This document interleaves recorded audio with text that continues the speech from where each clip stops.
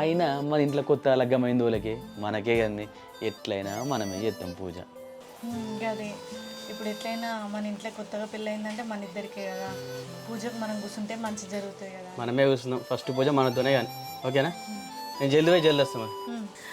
ఆగు, సరే కానీ ఇప్పుడు మనం పూజ కూర్చుంటే కొత్త చీర కట్టుకోవాలి కదా. అవును. నువ్వు నిన్న నన్ను షాపింగ్ తీసుకుపోయినా చూడు, ఆ చీరలల్లా ఏ చీర కట్టుకోవాలి? ఏదైనా కట్టుకోయే, నువ్వు ఏది కట్టుకున్నా ఖతర్నాకుంటావు. చెప్పు, నువ్వు ఏ చీర కట్టుకోమంటావు గదే చీర కట్టుకుంటా, చెప్పు చక్కగా. ఇంకా పసుపు పచ్చది ఉన్నా చూడు, అది కట్టుకో, సూపర్ ఉంటుంది దాంట్లో.